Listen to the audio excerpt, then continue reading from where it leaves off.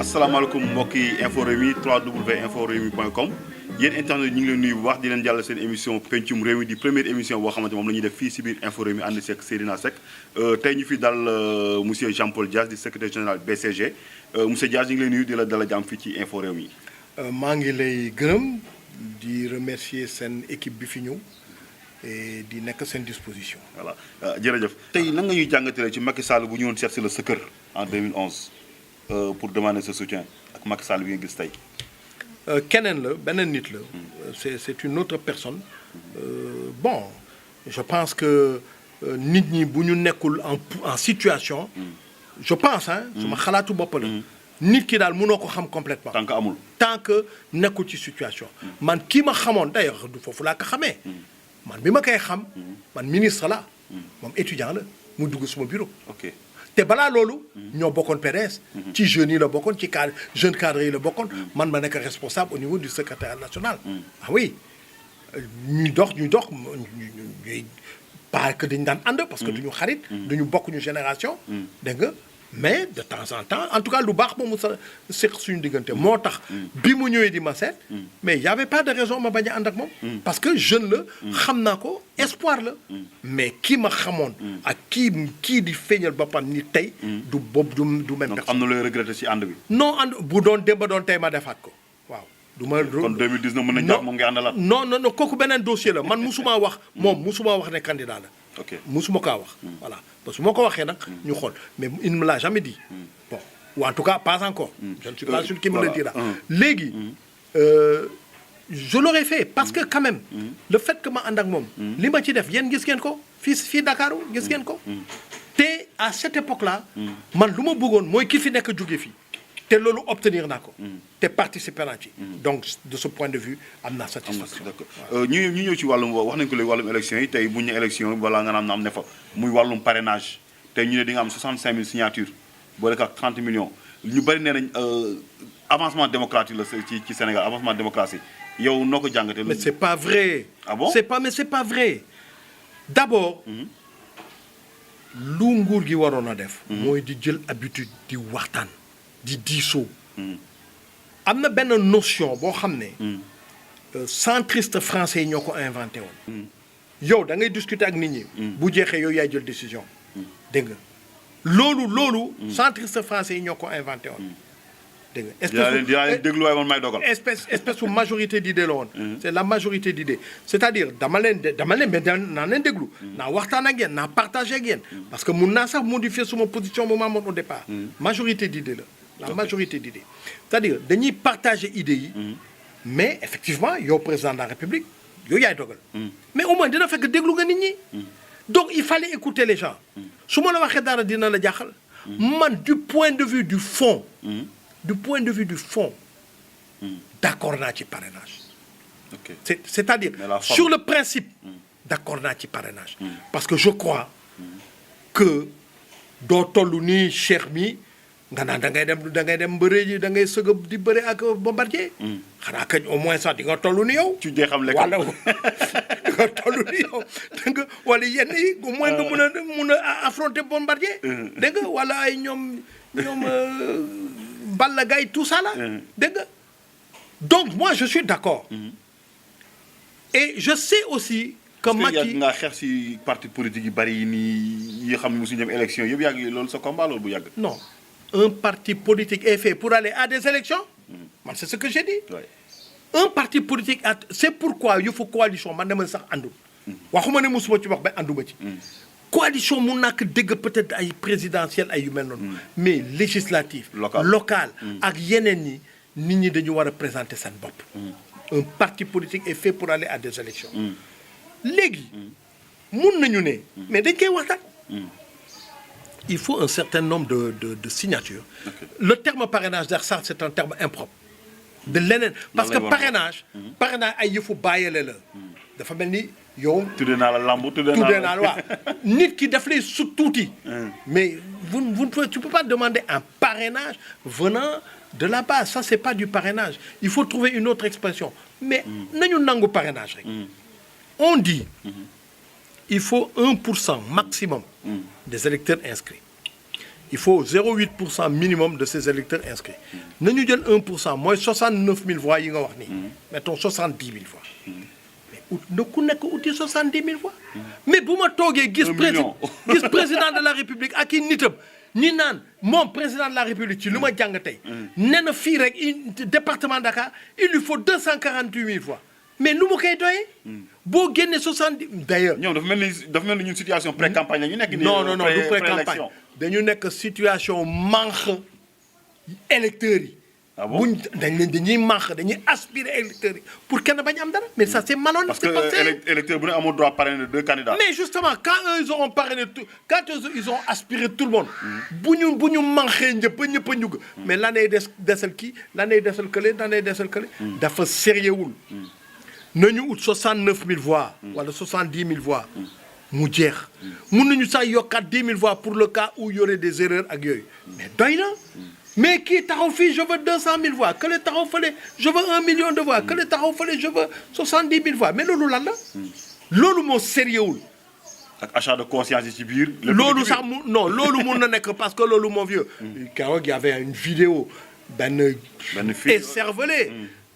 dinde ñun daal parti yi bare moo ñu arrangé. mënu sax wax arrangé moo ñu arrangé ndax dañuy ñëw may la 10 000 may la sandwich may la xartu da nga defee ñooñu war nañu voter objectivement dans une démocratie ñooñu war nañu voter war nañu sax voter c'est une écervelée celle-là dégg nga donc man je pense que sur le principe waroon na mun a nekk mais ni ñu ko defee baaxul léegi nag on nous dit oui il y a 80 candidats mais c'est pas vrai.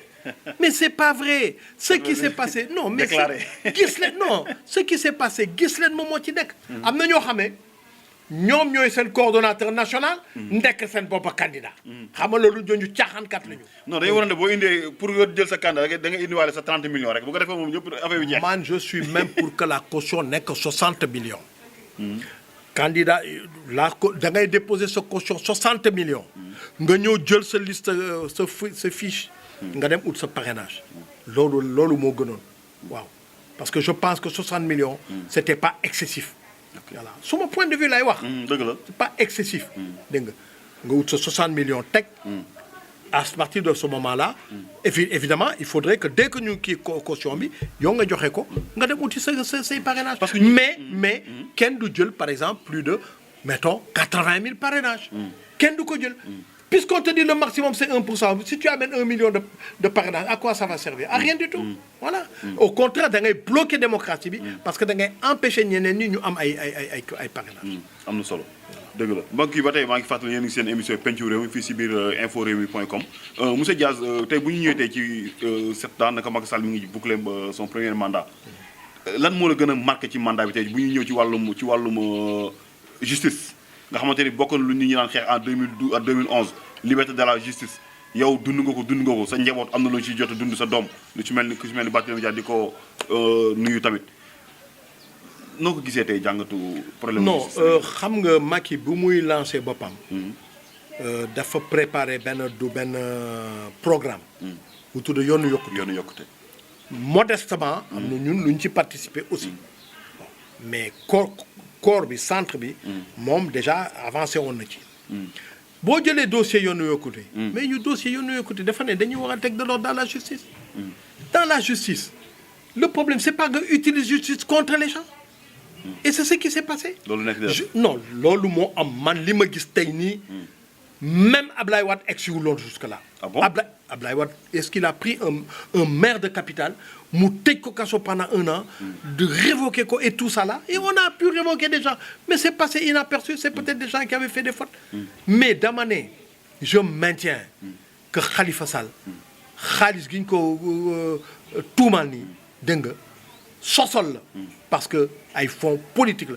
et je le dis parce que man j'ai été comptable public. ñii di homme politique yi di coow yëpp kenn musu ko fi nekk. peut-être 1 ou 2 en passant. bu sax si xaw jàng tamit dégg naa yaa nekk major de votre promotion. ah oui mais kooku bon man j'ai été comptable public nommé par le ministre des finances pour ma toogal le trésor bitim réew. donc am na lu tuuti lu ma ci xam. waaw am na lu tuuti lu ma ci xam.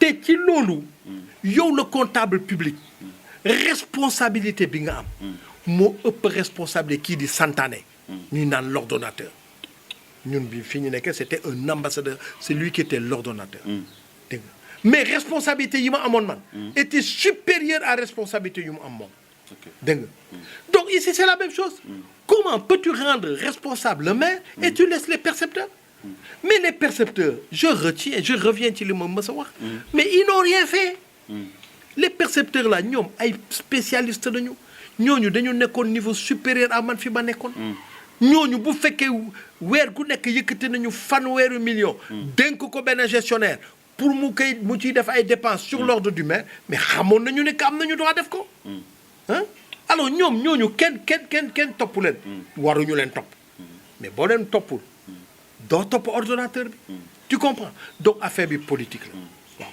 et li ma naxari ci justice bi mooy magistrat yi il faut être magistrat au Sénégal Sénégal yëpp les journalistes wax ci loo xam président nee na bëggatul benn dama dul seen morom maa leen mag duma seen morom waaw dama ne magistrat yi laa wax yow ñoom rek ñooy taxaw fii di gis ay cas yu mel nii ñu naan c'est judiciaire c'est pas judiciaire je rêve du jour boo xam ne un tribunal wala un magistrat day taxaw mu naan lii c'est pas judiciaire je suis incompétent alors ils se disent incompétents chaque fois boo xamee état bi la ñu war a daan mais dès que c'est les autres alors là ils sont super compétents c'est pas sérieux et le problème c'est pas le président de la République et le ministre de la Justice yu nekk au Conseil supérieur de la magistrature c'est pas eux c'est pas ça le problème parce que le président de la République bu ñu ñëwee di ko proposer ay magistrats yu ñu war a nommer wala ñuy war a fal mais il ne les connaît même pas et ce sont d'autres yeneen magistrats yi nekk ministère de la Justice ñooy préparer actes yooyu ñooñu la Barthélémy Dias doon waxal ci lan magistrat yi ñu xamante ni tey jii non dama la ne expliquer parce que ñoom magistrats ne nañu wey nous sommes pas indépendants mais vous n'êtes pas indépendant fotukat la mënu leen ko imputer ak droit bu ñu am yëpp pouvoir bu ñu am yëpp ak seen pouvoir ci constitution bi la jógee li ngeen am yëpp ngeen naan vous n'êtes pas indépendant mais loolu lu ruslu la dafa mel ni tey jigéen mu ngi ci sëyam mu ne la way maa ngi ci sëy bi te man fas naa yéene nekk jigéen gu jub jigéen gu baax mais jigéen ñi dafa rafet mais góor ñi ñoo may topp alors qui fait que bon dañ may topp man itam vraiment xaw ma lu may def ñoom ñoo may topp mais yow boo nekk jigéen gu sëy bu am jëkkër ay góor di la topp loo leen di xool bu ñu waxee nga dumoyu leen fulo moo jaay daxaar wala ma ñam jeexal ko ku ñëw ñam dootul amati daxaar foofu dégg nga donc une femme mariée mënul wax ne man dama bëgg a nekk jigéen gu baax je vais être une femme fidèle parce que loolu mooy devoir am dégg nga mais c'est-à-dire que man góor yi ñooy topp suma gara mais góor yi guerrier la ñu fa ñuy topp ku rafet ñu topp la amul problème léegi magistrat yi c'est la même chose comment vous êtes là en train de dire parce que le président de la République est au Conseil supérieur de la magistrature ainsi que le ministre de la Justice on ne peut pas être indépendant c'est faux la vérité c'est que ñoom dañu war a wax que le parquet le procureur le parquet a trop de pouvoir par rapport à eux yow da nga gis une décision prise par les magistrats du siège dégg nga chambre d'accusation ne diw nañ ko jox liberté provisoire benn procureur taxaw fale ne opposé wu affaire bi du am c'est pas normal c'est pas du droit ça c'est du droit comme à l'époque coloniale où le procureur représentant la colonie le colonisateur était très fort ñoom loolu la ñu war a kaas donc ñun man ce que je dis na ngeen ñu respecter ñun itam parce que nit bu jëlee courage am dugg ci politique xoolal kilifa yi ñu jàppate boom leen ay lacrymogène blessé leen toroxal leen ci tali gi da nga defee loolu yoon na kilifa yu def yooyu da nga leen war a respecter dégg nga ñun ñu respecter la mais boo respecté wul nit ñi du ñu la respecter voilà du ñu la respecter effectivement am ñoom seen biir magistrat ñoo ne diw est corrompu et ça s'est passé ça s'est déjà produit diw est corrompu ça s'est déjà produit sans compter je te rappelle par exemple amoon na fi benn soxna bu sant Mbay fàtte naa prénom te Aminata xaw ma quelque chose comme ça mais tuumaloon nañ ko ci lu mel noonu mais moom dañ ko teg à la retraite jël ñeneen yi ne yow amuloo droit def lii pendant 10 ans yow amuloo droit def lii te am na ci ñoo xamee tey ñooy bokk nañ ci ñuy bondé c'est ça la vérité mais ñun ay daanaan lu ñu fii lañ nekkoon suñu justice yow ba tey jàpp nga ni ba tey moomul boppam mais ñoo bañ a moom seen bopp man bu ma nekkoon juge kenn du ma xool wala di ma téléphoné mun nga ma téléphoné wala nga ñëw ci man ne ma naa dawalee yërmande naa jéem a arrangé tu comprends mais doo ma sant ne ma Cheikh mi ne foog nga tëj ko kaso parce que dinaa la nekk que ce soit la dernière fois nga may téléphoné dama la déglu parce que yow yaay diw toog telle place wala yow yaay mbokk diw toog telle place mais que ce soit la dernière fois nga may yow boo ma woowatee danaa la wax loo xam ne di ma gëj a téléphoné c'est tout mais boo ko defee nit ñi respecté la ah mais ñun lan yu gis vous avez vu ici magistrat bu toog di joxe verdict mais la justice yow magistrat juge bi nga toog justice tu le fais au nom du peuple sénégalais mais quand le peuple sénégalais di la saaga en pleine séance di màbb di jublu ci yow ça veut dire que li nga wax ni moom andu ci dëgg la mais voilà donc loolu c'est des images yu musul am fii yu musul am mais am na léegi avocat tibla naan la man ñaanu li ma ne duñ jaar sama kër par guddi mais voilà mais justement mais parce que loolu dafa am parce que yow bu fekkee da nga war a atte la veille ci guddi gi am nga fort place moo dem dégg nga wala pire que ça am na ñoo xam ne man dama njort ne am na ñoo xam ne pouvoir bi daf leen xamal ay affaire ah bon waaw xooj leen nag ne leen lii di nga ko def par force ah yow soo amee benn appartement Paris te waxuñu la yow noo ko amee te sa solde mënu ko fay appartement Paris moo gën a cher kër gi appartement Paris yow nga am ko pouvoir bi xam ko waaw qui détient le pouvoir détient les xooj la ne la lii ni nga ko def mais ni nga ko def viens pas nous dire que tu n'es pas indépendant dégg nga donc moi cette histoire d'indépendance là c'est pas une affaire de conseil supérieur de la magistrature ce n'est pas vrai du fotu président du foti ministre de la justice ñooñu seen intérêt lañ lay wax defal lii peut-être mais man bu dee pour yëfu yërmande yëfu tu vois diggante nit ak nit waaw et cetera tout ça nit mën na ko dégg parce que même les avocats dañuy plaider ba pare ne tribunal ñun nangu nañu mais on vous demande la clémence on vous demande une application bienveillante de la loi mais loolu même loolu su amee homme politique mun na ko def chef d'état mun na ko def ministre mun na ko def mais nanga ma toroxal kii nanga ko sànq nanga ko def lii c'est pas normal te loolu def nañ ko plusieurs fois alors monsieur Dia bu ñu ñëwee si wàllum social li nga xamante ni 6 ans yu Macky Sall nekk ci bopp réew ba tey askan ñu bëri naan sax bu ñu wootee du ñu wuy ji peut-être xanaa tout va bien ci wàllum social ci réew mi au plan social c'est-à-dire. dundinu askan wi maanaam. mais non ça ne va pas yooyu itam xam nga. mais pourquoi population bi ñoom léegi ñu ne tekkaaral nangu ñoo génn manifester ñàkkum ndox bi inondation yi duñu ko manifester loolu doy na waar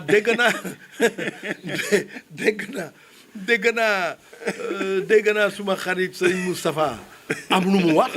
mais Serigne Moustapha. am na leneen lu mu xamul. bés bu ñu daje danaa ko wax pire que Lac de Guiers moo fi am pire que Lac de Guiers. ah bon pire que Lac de Guiers. loolu xew Lac de Guiers. non Serigne Moustapha wax na ko ci temps yi ci fan yi ñu déglu ko. ñun ñëpp ñu déglu ko suñu xarit la xam nañ ko. alors donc. yaa ngi nang si ndox Lac de Guiers te teewul tey fi nga campé ba tey. waaw mais attention man noo ma gis xool ni ma gisee nii. di nga xool ma jaarul nekkul suma loxo dara nekkul fi. mun naa la woon ndiga bi dara nekkul fi. tànk yi dara nekkul suma poche yi dara nekkul fi. nit ku mel noonu. bu ko xeeb lii secret bu ko xeeb non bu ko xeeb rek.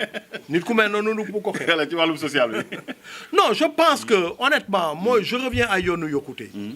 ci yoonu yokkute.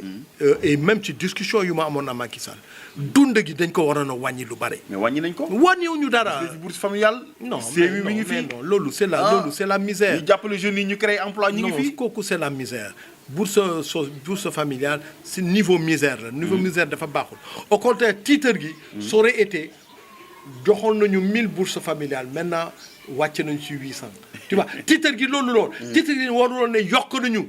parce que ça veut dire que vous n'avez pas réussi à faire baisser la misère kooku niveau misère la mais niveau pauvreté laa lay wax xam nga pauvreté ak niveau pauvreté mooy ñun ñi misère mooy ñoo xam ne ils ont besoin de 23 000 de 100 000 francs toute l'année kooku pour toute l'année ma loolu 10 000 francs par mois la même pas dégg nga donc waxuma la loolu dama ne am na loo xam ne booy def dara da ngay am suivi par exemple bi ñuy wàññeewul loyer yi c'était une bonne chose man dama ci àndoon bu baax mais loyer yi ñu wàññee bu yëkkati monté waat na donc y a pas eu de suivi dañuy ne wàññi nañu ceeb bi def nañu ñu wàññi jékki-jékki 2-3 jours après il suffit di yëg di monté di yokk prix carburant bi aussi boo xoolee 2012 ba léegi même niveau la toll da nga fàtte ne que carburant bi brut bi maanaam base bi mooy pétrole bi demoon na ba jaratul presque dara prix bi maintenir léegi que mu ngi remonté waat prix bi ils sont obligés de maintenir ko mais bu élection yi passé ñoom bu ñu gagné nañ ko yokk dinañ ko yokkaat ça c'est clair dañ ko yokkaat et ça c'est dommage man ni may reprocher pouvoir bi mooy jaay doole bi Sénégal gis nga Sénégalais yi j'ai toujours dit c'est un pays de gens intelligents réew moo dem di nga gis ay Sénégalais nekk ci ay postes mais di doxal ay affaires yow sax da ngay jaaxle dégg nga yow sax da ngay jaaxle et da nga tu es fier tu es en admiration tu es fier xam nga aux États-Unis pour nga dugg ci benn université boo amee sa équivalent bac quoi booy dugg ci université ñoom ñoo lay tànn yow boo bëggee mun nga ne bon bëgg naa université de Dakar bëgg naa université Saint-Louis bëgg naa université de Bambey bëgg naa bu Thiès ñoom ñoo lay tànn te dañ lay tànn en fonction de sa étude secondaire yi sa note yi nga am ci deuxième partie étude secondaire xam naa benn université boo xam ne su ma sët mooy doomu Barthélemy xamee su ma turandoo la su ma sët la ren la dugg université Barthélemy doomam muy suma sët ñu xam suma man lañ ko tuddee ren maa ngi woon Washington xam nga américain ñoom boo jeexale si kii dañuy def ay cérémonie ngay teg ay casquette ak yu mel noonu yooyu maa fa demoon pour représenter papaam dégg nga xale bi dugg na ci benn université alors université boobu lu gën a tax ñu jël ko dañ ko jël parce que il a fait benn école bu mag bu nekk fii Dakar du ma ko tudd parce que day mel ni publicité uniquement parce que cette école là Sénégal la nekk de mais américains xam nañ ko te xam nañu niveau uniquement parce que tu as fait l'école de Koussanar rek ñu ne ci lycée de Koussanar la def kon jàmbaar la loolu bokk na ci tax ñu jël ko parce que actuellement ci université boobu y a des jeunes sénégalais yu def études yooyu et qui sont en train de faire des études d'ingénieur et ils sont en train de suivre à haut niveau et ça moi j'en suis fier voilà alors donc c'est pour te dire c'est un pays de gens intelligents loo wax mën nañ ko def mais man xam naa fi professeur médecine boo xamee chaque année day dem ci benn université à Baltimore di jàngale te une des plus grandes facultés de médecine des États-Unis Baltimore la nekk dégg nga donc alors un pays de gens intelligents je ne comprends pas que ñuy nangu ñu leen di mener de cette façon-là c'est pas croyable c'est pas kooku nit mënu ko concevoir mais nag loolu am alors man je dis une fois de plus kuy jiite del diisoo ak nit ñi ëpp loo fi kenn jàng ëpp loo fi kenn xel gënuloo fi nekk Sénégalais kenn mais di nga am tuuti fii nga dajale ko li nga am nga dogal majorité d'idées c'est-à-dire j'ai pris vos idées mais man maay dogal sur la base de ce que je crois moo baax ci dëkk bi loolu benn la de deux il faut laisser la compétition démocratique se faire kooku c'est normal mais aussi soo aspirer toutes les signatures la day des il restera rien. dara alors tu seras candidat yu yaway ba ci des. waaw mais xam nga Moussa Diaz émission sax yaakaar naa des bëreetul mais duñu la am aussi ba bàyyi la te laaju ñu la wér-gu-yaramu Barthélemy nu mu nekkee fële ak yenn dernière information nga am ci moom. alhamdulilah maa ngi sant yàlla di sant docteur bi ko faj. vraiment il est en bonne santé. bon fu mu nekk nii maigrir na lu bare parce que day def sport et puis malheureusement. 3 repas par jour yi ñun mënuñu ko assurer parce que ay yëfu intendance la. Il a beaucoup maigri, il fait du sport, il fait beaucoup de sport. Mais il est en bonne santé maa ngi rassurer ñëpp. Il est en bonne santé en tout cas daal. li amoon. début dara la benn infection la li amoon. fexe nañu ba circonscrire nañu. waaw ça va léegi ça va. dëgg la ci présentation maa ngi waxoon secrétaire général BCG. waaw. BCG ñoom la moo fas yéene nekk seen taxawaay est-ce que aussi yaa ngi préparé sa départ parce que tamit bu ñuy wax monsieur Dia lu mënoon bu njëkk léegi. mënatu ko waaw ak élection mais man maa la gën a yàkkamti dem. maa la gën a yàkkamti dem non c'est pas ça. c'est que loolu. je ne sais pas xamu nu ma koy expliquer des fois. même yow si tu veux passer la main. ñi nga nekkal ñooy bañ et c'est ça qui est un peu loolu c'est incompréhensible. c'est incompréhensible mais bon. man li may jot a def naa ko. te tant que yàlla mu ngi may jox wër. parce que moom laa soxla actuellement. ak kattan. man dinaa taxawal Sénégal. fépp foo xam ne dëgg la mais man. pour ma ànd ak yow. foo ñuy waxante dëgg. waaw mais boo bëggul dëgg-dëgg daal je crois que da ngay toog sa place ba toog sama place. mais boo bëggee dëgg-dëgg. boo xam ne j'ai pas besoin dem di ko wax fu nekk ci tali gi ci mbedd bi. da ngay nangu ma wax la dëgg. parce que. dëgg rek moo wóor te mooy mujj quoi waaw or Sénégal fu mu nekk nii nekkul ci ay tànk yu baax ndaxte doxalin bi daal man daal dalul suma xel doxalin bi dalul suma mun na changer nag mais doxalin bi dalul suma xel temps yi ñëween kay yan kàddu yu mujj ngay dénk internet yi rawatina ñu saafoo déglu www.inforewmi.com mais maa ngi leen di remercier yéen ñëpp d'ailleurs di leen remercier pour seen émission parce que j'en ai vu ci Rewmi.com inforewmi.com vraiment ay émission yu baax la n'est-ce pas maa ngi leen ci féliciter et puis di wax internautes yi ñun ñoo nekk fii Sénégal bon yéen xëy na yéen a ngi ci diaspora bi wala feneen da leen di gëm ne ñun ñooy vivre yëf yi yéen itam yéen a ngi koy vivre à travers vos familles n'est-ce pas yéen sax boo leen ñëw fii Sénégal ay vacances yooyu di ngeen ko vivre mais ñun ñooy vivre yëf yi te yëf yi vraiment Sénégal jàmm di ñaan yàlla élection yi di ñëw jaar ci yoon vraiment surtout ci jàmm n'est-ce pas et ku gagné ñu xamee gagné na mais je pense que pour ñu ne wiiw il faut que ñëpp a démarrer au même niveau avec les mêmes chances mais pas mu am ñoo xam ne dañuy raataale yëpp yóbbaale yëpp ñeneen ñi bu ñu ñëwee dara du fa nekk kooku ce n'est pas bien te di wax ne xeex bu ñu xeexoon ba fal fi pour fal fi Macky Sall c'était pour que ça change voilà ñu koy gërëm di ko sant mbokk internet yi yéen tamit ñu leen di gërëm di leen sant di gërëm sama cameraman bi di Cheikh Diop ak sama réalisateur di Fall Ndiaga di leen jox dig daje si beneen émission pencum réew mi jërë ngeen jëf